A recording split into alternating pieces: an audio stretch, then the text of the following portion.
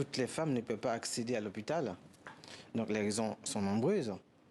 Et parce que donc, la majorité, il faut dire que 2 tiers des accouchements en Haïti se réalisent à la campagne sous la supervision des matrones.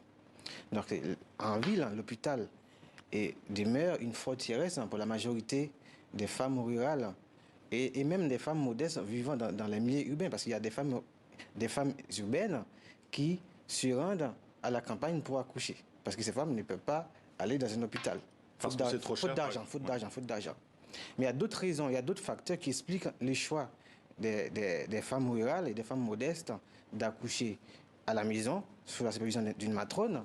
Et parmi ces facteurs, on peut mentionner le sentiment de sécurité psycho-affective, le sentiment de sécurité psychologique, et la mortification, c'est-à-dire il faut accoucher, c'est-à-dire il faut faire des efforts là, pour accoucher son enfant, c'est-à-dire la douleur est perçue comme une valeur, la douleur de l'enfantement, c'est-à-dire après l'accouchement de son enfant, on dit je suis fier d'avoir accouché de cet enfant, et ça permet à la mère d'avoir un pouvoir symbolique sur cet enfant. J'ai beaucoup souffert lorsque j'accouchais de toi, lorsque tu naissais.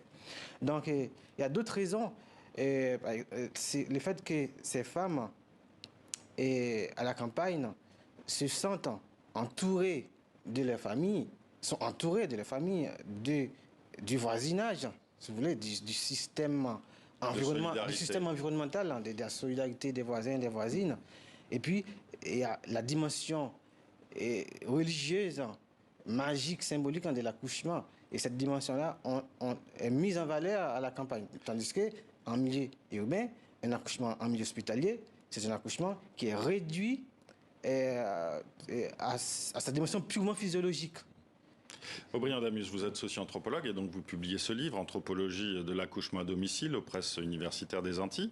Vous rappelez à la fin de ce texte, justement, de cette enquête, vous êtes allé justement interroger les mères, par exemple, mais aussi les matrones, qu'il y a quand même beaucoup moins d'accouchements mortels en Occident qu'en Haïti chaque année. Pourquoi cette méfiance envers les accouchements à l'hôpital si c'est dans l'intérêt vital de la mère et de l'enfant ? Pour tout ce que vous venez de dire, justement? D'accord. Oui, pour ces raisons, il y a d'autres raisons. Il n'y a pas de méfiance parce que les femmes, l'une des raisons pour lesquelles les femmes ne veulent pas accoucher à l'hôpital, c'est parce que ces femmes n'ont pas d'argent. Il y a une raison d'ordre économique. Parce que même si les hôpitaux publics prétendent offrir des soins gratuits, en réalité, ces soins ne le sont pas. Parce qu'il faut que ces femmes achètent tout ce dont l'équipe médicale a besoin. Là, par exemple, la gaz, les gants, les médicaments, etc. Donc, ça dit cette gratuité n'existe, c'est une gratuité fictive. Si tu n'as pas d'argent, tu ne peux pas aller accoucher à l'hôpital. Donc, les femmes préfèrent rester chez elles. Mais vous dites aussi que c'est très important de garder ces savoir-faire traditionnels. Je voudrais revenir justement sur le rôle de ces matrones.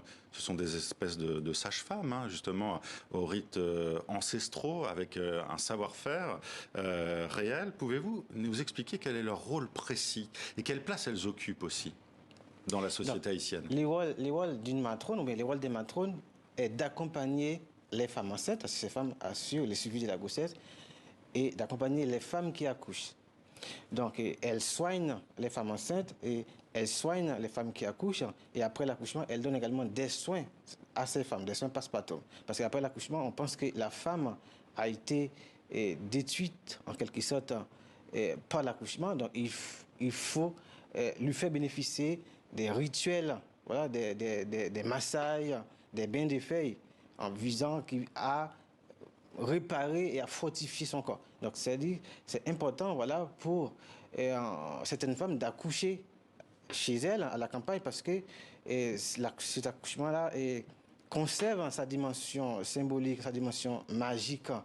Donc, et la femme, quand elle accouche à la maison, donc, elle n'est pas, comment dire ça, coupée de sa culture, bien au contraire, on respecte ses croyances, ses savoir-faire sur l'accouchement, etc. Et c'est ça que vous dites dans votre livre, vous dites que c'est ça qui est important, il ne faut pas couper les femmes de cette culture de l'accouchement. Peut-être qu'en fait, il faudrait avoir un juste milieu entre les deux. Et moi, c'est ce que j'appelle de mes vœux, une alliance, je dirais, épistémologique entre l'accouchement, si vous voulez, entre l'obstétrique moderne, ultra-moderne, et l'obstétrique traditionnelle.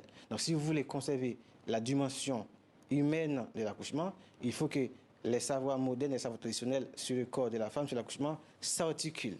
Donc une matrone peut réaliser un accouchement euthosique, un accouchement normal. Donc si l'accouchement nécessite une intervention chirurgicale, eh bien, on va faire appel à des médecins, à des sages-femmes. Donc les matrones, il y a des hôpitaux publics à la campagne, dans la ville de province, et qui permettent à certaines matrones de collaborer, c'est-à-dire de participer à l'accouchement. Oui. Et grâce à ces matrones, beaucoup de femmes ont été épargnées des violences, je dirais, obstétricales. Des césariennes, épisiotomies, oui. Merci à vous, Aubryon Damus, d'être venu nous parler de votre livre, Anthropologie de l'accouchement à domicile, paru donc aux presses universitaires des Antilles. Merci d'avoir été avec nous. Merci de m'avoir invité.